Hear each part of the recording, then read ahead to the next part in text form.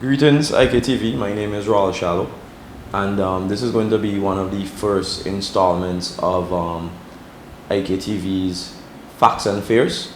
And due to the fact that coronavirus COVID 19, is dominating everything from social media to broadband media, every news outlet, we thought it fit that our first installation should be about COVID 19. And with me is Dr. Josie Davy. If anything, that you could give me all your credentials, please.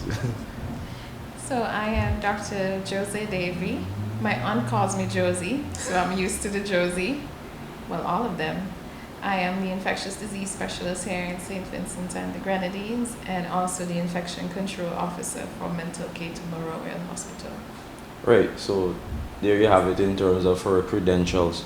So what I'm trying to get out of you for this interview specifically is, first, if you could just state the facts that we need to know as the public concerning COVID-19. So I think by now everyone has done quite a lot of reading, quite a lot of reviewing of social media, so I'm just going to make it really short. COVID-19, as named by the WHO, is a viral illness, and it was first discovered in China in December 2019.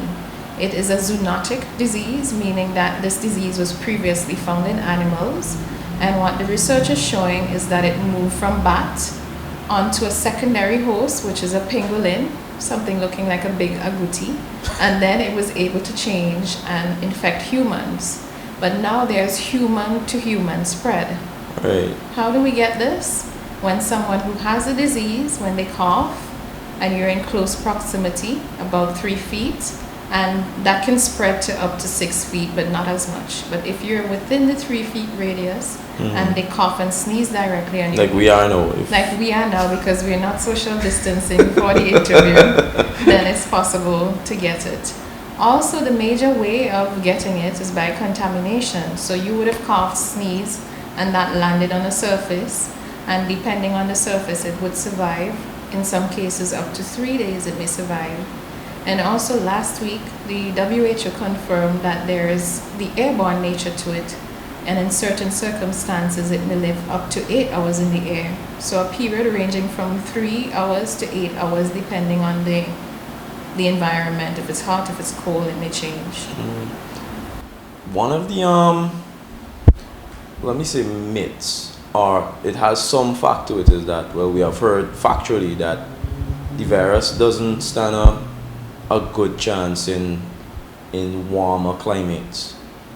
So in this case, now that there's a possibility of an airborne spread, in what position does that still leave St. Vincent as a whole, or well, most of the Caribbean, seeing that we're tropical by nature? So when we mention warmer climates, for the virus to die by temperature, you would have to get to like boiling point, like 100 degrees. It's not that hot here, Celsius. So yes, I know some people, it may help that we are warmer than colder, but it's not going to kill all of the viruses at our temperatures. These temperatures we're talking about are like desert temperatures. But of course, so people we in know, the Sahara safe. but they still have COVID-19 as well. So it helps, but not totally eradicates. Okay. Well, see, that deals with one of the myths that we have, because a lot of people running around saying that because St. Vincent especially is a hot place and we have a heated climate, that that we stand a better chance of stemming the spread. But referring to stemming the spread, or when you listen to all the other media outlets, well, the international media outlets like CNN and BBC especially, they speak a lot, or speak loudly, about the bigger countries, like for example China, where the epicenter started, and now Italy, and newly rising to the top of the New York, the US. well, the US in general, rising to the top, about flattening the curve. Yes. What are they really referring to when they say flattening the curve in relation to basically stemming the disease? Okay. So what we want is for persons not to all become severely ill at once. Because no healthcare setting, no matter how good you are and how much equipment you have, it's hard to deal with a lot of sick people at once. So if you look at the spread of how COVID-19 goes about, one person is capable of infecting about 3 persons, 2.6, so we say 3. So if that happens quickly, then a lot of people would get sick quickly, and the peak would be all the way up there, and your healthcare centers cannot handle this burden. So if we do things, so the spread over time would be longer, but then there will be less ill people at a time for the healthcare Right, so settings that way you to don't deal really with. overwhelm Yes. your healthcare setting. And it's not only about overwhelming, the majority of persons who get ill in situations like this would be healthcare workers. Right. Through a bit of research on my own, well, I stay glued to BBC, and one of the things I noticed that they were speaking about strongly in terms of what they did in Wuhan, in China, to help them to get to this stage now that they're not exactly seeing a lot of new cases, and whatever new cases are actually imported, is that I think they started out first with rapid testing, and then there was patient tracing. After patient tracing, I think the other thing that they went hard on was quarantine and social distancing. So putting all of those into retrospect where St. Vincent is concerned, if we were to implement all four, in your opinion, and this is her opinion, this is not what needs to happen, but in her opinion, what would be the best steps in terms of using these four indicators? Well, that's a hard question. I say it's a hard question because we are still in the midst of an outbreak, and we can really only assess that at the end to see how everyone does. And everyone has their own variable. But if I were to choose one right now, we only have one case. So is it right to go ahead and just say mandatory shutdown of the country right now? Perhaps no. Maybe that might change in a few weeks. But I think with that method, you can seriously curb an infection and outbreak of this nature because it's by contamination. So if persons are staying at home, even if 1 or 2 persons are sick, who are they spreading it to? More than likely family members and no one else if everyone is at home. Of course, we have our other preventative methods such as hand hygiene, which is very important. If you've touched something, and you will, you frequently because wash your hands. it's impossible to not touch your face.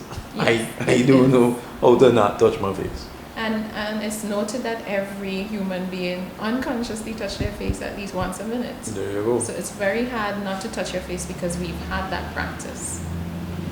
But for now, you don't see a shutdown as necessary now. But would you go out on a limb to say, well, dependent on spread, right if it will be imminent? Right now, no, but that can quickly change in a few weeks' time.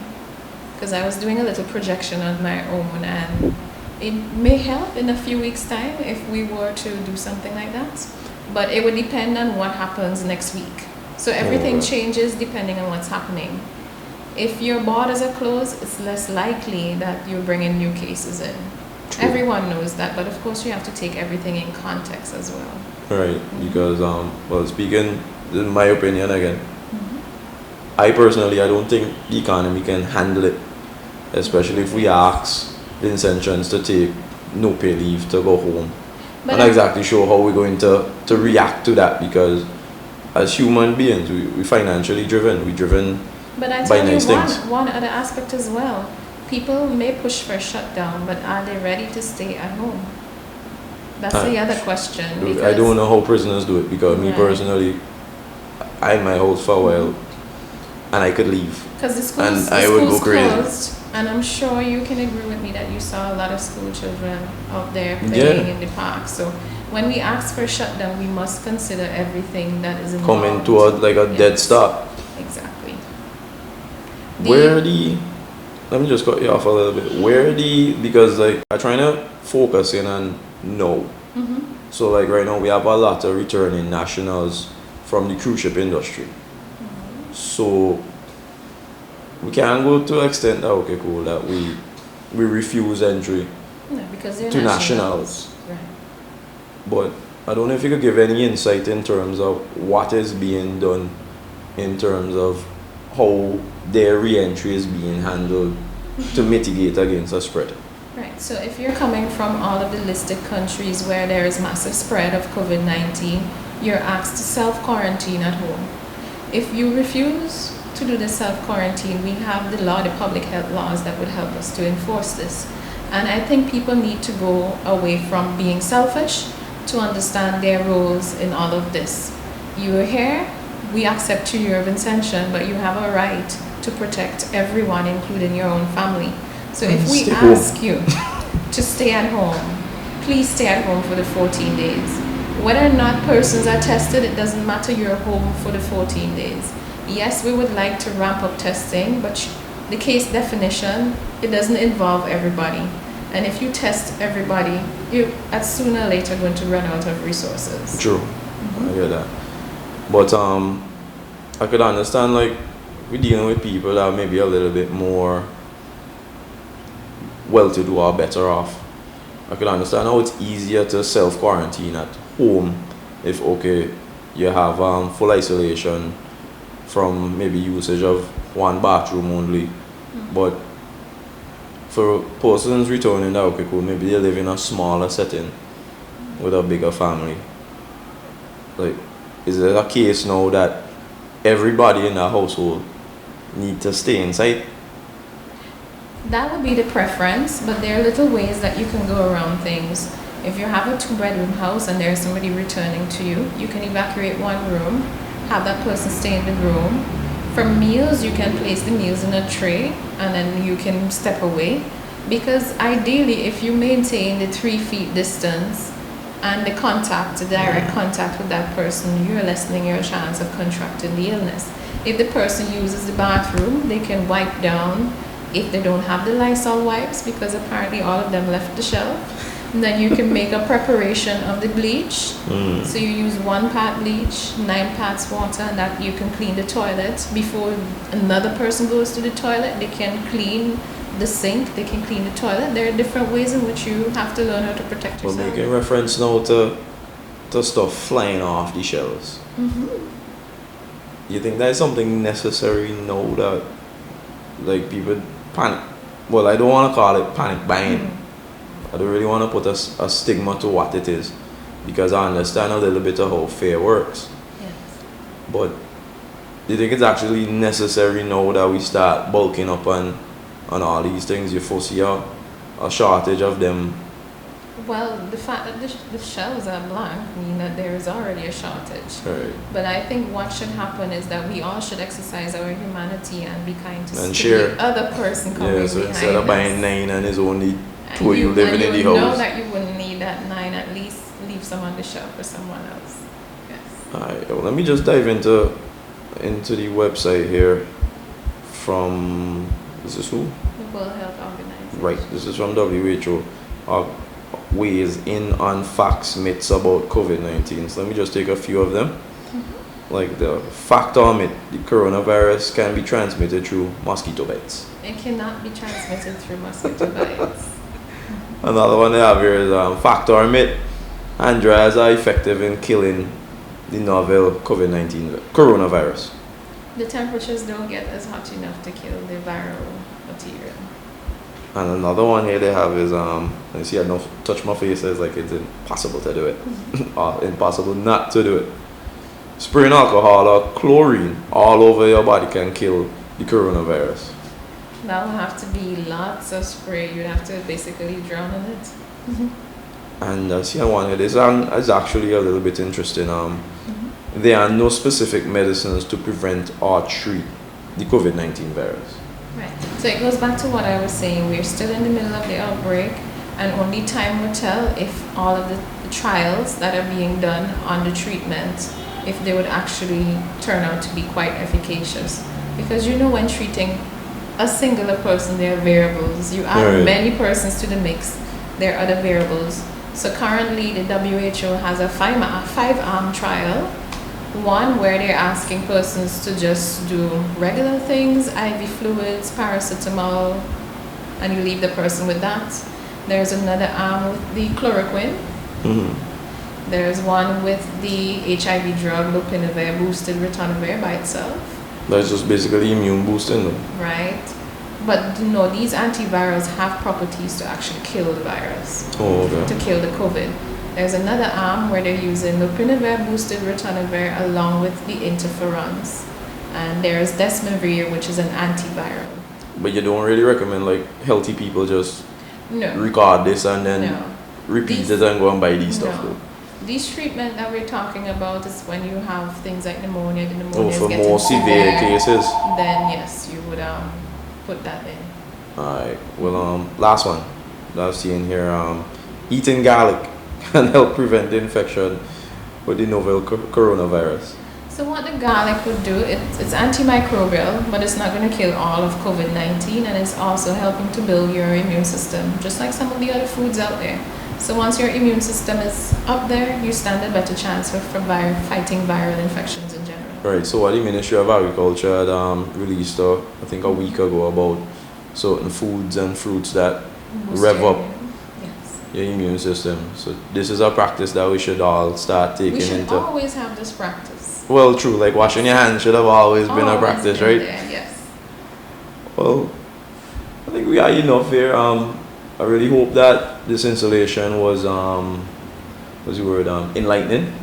And again, I want to thank Dr. Josie Davy on the behalf of IK TV and you guys watching. So keep tuning and listen out next time for another installation of Facts and Fears. Josie, thanks again. You're welcome. Stop the spread of viral infections, including the flu and COVID-19, by practicing proper hand washing. Follow these simple steps. Remove all jewelry before washing hands. Wet hands using running water. Place liquid soap in hand. Circulate using rotational movements, interlace fingers, and repeat switching hands. Wash back of fingers, rotating them in the palms. Wash fingertips, rotating them in palms. Wash thumbs using rotational movements. Thoroughly wash hands down to the wrists. Rinse hands. Dry with clean tissue. Turn off tap using tissue. Use tissue to open door and discard in bin. A simple act can make a huge difference. Stop the spread of viral infections, including the flu and COVID-19, by practicing proper hand washing. This is a message from the Ministry of Health, Wellness and the Environment.